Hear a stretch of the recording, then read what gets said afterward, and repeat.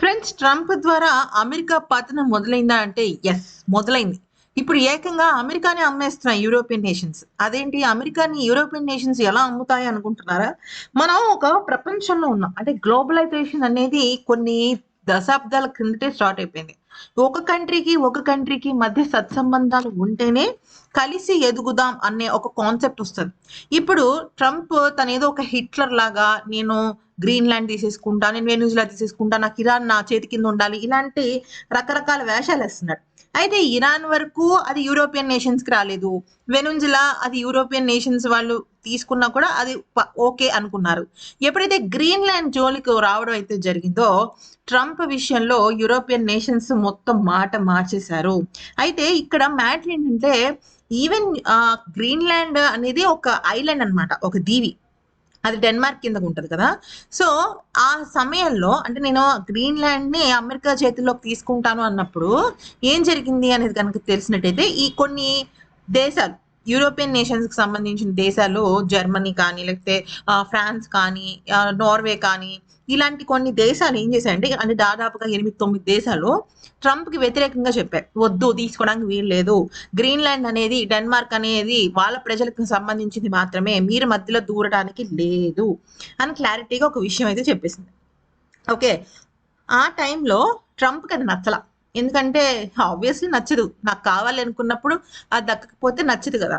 Immediate గా ఏమన్నాడు, ఒకవేళ కనుక మీరు గ్రీన్లాండ్ జోలికి కనుక, అంటే గ్రీన్లాండ్ నేను తీసుకుంటున్నప్పుడు మా జోలికి కనుక మీరు వస్తే, అమెరికా జోలికి, ఏదైతే 8 దేశాలు లేదా 9 దేశాలు వ్యతిరేకం అయ్యాయో, రివర్స్ అయ్యాయో, వాటిపైన సడన్ గా మేము 10% టారిఫ్ వేస్తాము. 10% టారిఫ్ తో పాటుగా ఆగస్ట్ 1 నుంచి ఏకంగా 25% టారిఫ్ వేస్తాము. అంటే ఎంత అయినట్టు, 35% టారిఫ్ ప్లస్ ఇప్పుడున్న టారిఫ్ 25% టారిఫ్. అంటే ఎంత, ఆల్మోస్ట్ 70% టారిఫ్ అయిపోయింది.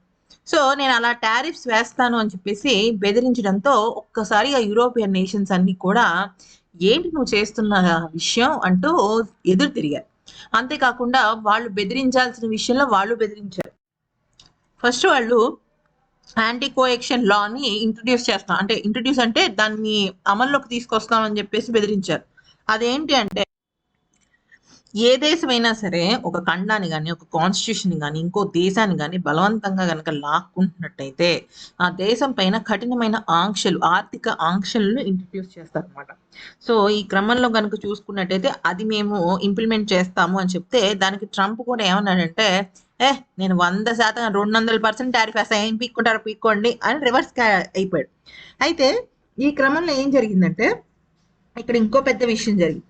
అదేంటంటే, ఇప్పుడు యూరోపియన్ నేషన్స్ దగ్గర, అంటే ఏదైతే ఈ నేషన్స్ ఉన్నాయో, దాదాపుగా 8 ట్రిలియన్ అసెట్స్ ఉన్నాయి. 8 ట్రిలియన్ అసెట్స్ ఉండడం ఏంటి అనేది కనుక చూస్తే, యూరోప్ కి బాగా పవర్ ఉంది కౌంటర్ అటాక్ చేయడానికి. అంటే ట్రంప్ మీద కానీ, అమెరికా మీద కానీ కౌంటర్ అటాక్ చేయడానికి యూరోప్ అన్ని విధాలా సిద్ధంగా ఉంది. అంటే ఫర్ ఎగ్జాంపుల్, యూరోప్కి కోపం వచ్చింది అనుకుందాం. అయితే యూరోప్ వాళ్ళు చాలా పెద్ద ఫినాన్షియల్ వెపన్ని తీయబోతున్నారు. అంటే ఒక ఆర్థికమైన ఆయుధాన్ని రంగంలోకి దింపబోతున్నారు. అదే $8 ట్రిలియన్ ఇన్వెస్ట్మెంట్.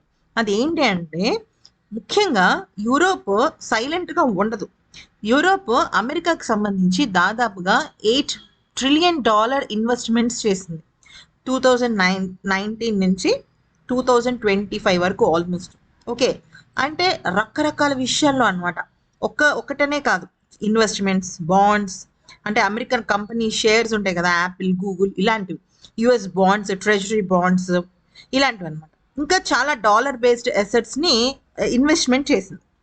ఇప్పుడు కనుక ట్రంప్ ఎదురు తిరిగితే ఆ ఇన్వెస్ట్మెంట్స్ అన్నిటిని అమ్మేసుకుంటుంది. అమ్మేసుకుంటే ఏమవుతుంది, $8 ట్రిలియన్ అంటే అది మామూలు విషయం కాదు. అది నెక్స్ట్ లెవెల్లో ఉంటుంది. ఒక్కసారిగా డాలర్ కుప్పకూలిపోతుంది. అంటే ఇక్కడ యూరోప్ ఇన్వెస్టర్స్ పెన్షన్ ఫండ్స్ ని, బ్యాంక్ ఫండ్స్ ని, గవర్నమెంట్ ప్రైవేట్ ఫండ్స్ ని, అంటే ఈ యుఎస్ అసెట్స్ ని సడన్ గా వాళ్ళు అమ్మేశారు అనుకోండి, $8 ట్రిలియన్ ని వాళ్ళు అమ్మేశారు అనుకోండి, అసలు ఎలా అయిపోతుందంటే అమెరికా పరిస్థితి కుక్కల చింపిన విస్తరైపోద్ది. అసలు డాలర్ వీక్ అయిపోతుంది, మొత్తం వాళ్ళ ఫినాన్షియల్ సిస్టమ్ క్రాష్ అయిపోతుంది. అంతేకాకుండా ఇన్ఫ్లేషన్ దారుణంగా పెరిగిపోతుంది. అంటే ఇక్కడ యుఎస్ బాండ్స్ ప్రైసెస్ పడిపోతాయి. బాండ్ ప్రైస్ పడితే ఇంట్రెస్ట్ రేట్స్ పెరిగిపోతాయి. అంటే అమెరికా గవర్నమెంట్‌కి కొత్త అప్పు తెచ్చుకోవడం చాలా కష్టం అయిపోతుందనమాట. ఒకవేళ తెచ్చుకున్నా కూడా అది చాలా ఎక్కువ రేట్‌తో ఇంట్రెస్ట్ రేట్‌తో తెచ్చుకోవాల్సి ఉంటుంది. ఈ అసలే యూఎస్ మొత్తం నిండా అప్పులతో ఉంది. ఓకే. ఇప్పుడు స్టాక్ మార్కెట్‌లో కూడా ఒక పానిక్ సిట్యుయేషన్ మొదలైపోతుంది. ఆల్రెడీ మొదలైంది. ఆల్రెడీ మొదలైంది. సో, ఇక ఇప్పుడు గనక ఈ యూరోప్ గనక ఈ $8 ట్రిలియన్ ఇన్వెస్ట్‌మెంట్స్ కనుక సేల్ చేసేస్తే మామూలుగా ఉండదనమాట. అంటే ఉదాహరణకి ఒక సింపుల్ ఎగ్జాంపుల్ చెప్తా. మీ మీ ఫ్రెండ్ దగ్గర 8,00,000 ఉన్నాయి. స్టాక్స్ అవ్వనివ్వండి, బాండ్స్ అవ్వనివ్వండి. అంటే నీ ఫ్రెండ్ నీ ఫ్రెండ్‌కి నీ దగ్గర అంటే నీ ఫ్రెండ్ షేర్స్ అనమాట. నీ ఫ్రెండ్ షేర్స్ మీ దగ్గర ఉన్నాయి. ఓకే. సడన్‌గా వాటిని నువ్వు సేల్ చేసేసి మార్కెట్‌లో సప్లై ఎక్కువ అయ్యి ప్రైసెస్ పడిపోతుంది. నీ ఫ్రెండ్‌కి మనీ బ్యాక్ ఇవ్వటం కాస్ట్‌లీ అవుతుంది. ప్లస్ కాన్ఫిడెన్స్ పోతుంది. రియల్ లైఫ్‌లో ఇది జరుగుతుందా అంటే, ఇప్పుడు యూరోప్ గనక అమెరికాకు సంబంధించిన ఇన్వెస్ట్‌మెంట్స్‌ని కనుక ఒకేసారి సేల్ చేసేస్తే, అది కేవలం అమెరికాకు మాత్రమే కాదు, ప్రపంచ దేశాలకి అది చాలా పెద్ద ఎదురుదెబ్బ. కానీ వాళ్ళేమంటున్నారంటే, యూరోపియన్ నేషన్స్ ఏమంటున్నారంటే, నోటికొచ్చినట్టు, ఇష్టం వచ్చినట్టు మాట్లాడుతూ టారిఫ్‌ల మీద టారిఫ్‌లు వేసేస్తుంటే, మేము కూడా ఈ రిస్క్ తీసుకోవడానికి సిద్ధంగా ఉన్నాము అని చెప్పేసి వాళ్ళంటున్నారు. అంతే కదా! ఇప్పుడు డాలర్ వీక్ అవుతుంది, ఇంట్రెస్ట్ రేట్స్ పెరిగిపోతాయి, ఇన్ఫ్లేషన్ పెరిగిపోతుంది, ఫైనాన్షియల్ సిస్టమ్ షేక్ అయిపోతుంది.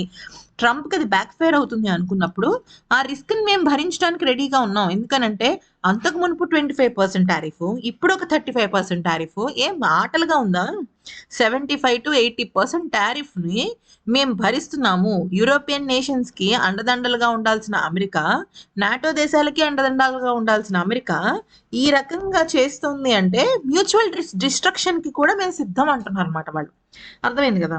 అంటే ఇప్పుడు నిజంగా ఆ పరిస్థితి కనుక వస్తే అమెరికా మాత్రం చాలా అతలాకుతలం అయిపోతుంది. ఆఫ్‌కోర్స్ ట్రంప్ ఏంటంటే నిజం చెప్పాలి అంటే మాట మీద నిలకడ లేని మనిషి. ఈరోజు ఇలా వాగుతాడు. రేపు తనకి గనక ఆర్థికంగా తన మీదకొస్తుంది అనుకుంటే మొత్తం మాట మార్చేస్తాడనమాట. సో, ఈ విషయంలో అయితే మాత్రం ట్రంప్‌ని యూరోపియన్ నేషన్స్ చాలా గట్టిగా బెదిరిస్తున్నాయి.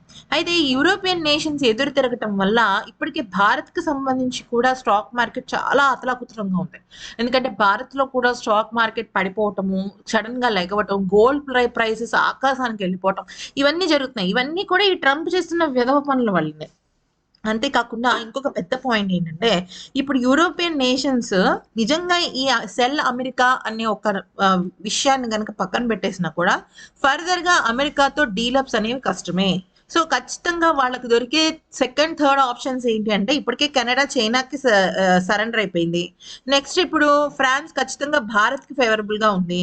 ఇంకా కొన్ని యూరోపియన్ నేషన్స్ రష్యాకి ఫేవరబుల్‌గా ఉన్నాయి. ఎందుకంటే యూరోపియన్ నేషన్స్‌కి, రష్యాకి మధ్య వాళ్ళకి గ్లోబల్‌గా కూడా దగ్గర. అంటే వాళ్ళు రష్యా పక్కన యూరోప్ కొద్దిగా దగ్గరగా ఉంటుంది. అంటే వాళ్ళకి ఇంపోర్ట్స్, ఎక్స్‌పోర్ట్స్ తక్కువ అవుతుంటాయన్నమాట. సో, ఇలా ఎవరి దారి వాళ్ళు చూసుకున్నారనుకోండి, ట్రంప్ అడక్కు తినాల్సిందే. ఆ టారిఫ్ బోర్డ్ పట్టుకొని ఊరంతా తిరుగుతుండడమే. ఇంకేం చేసేది లేదు.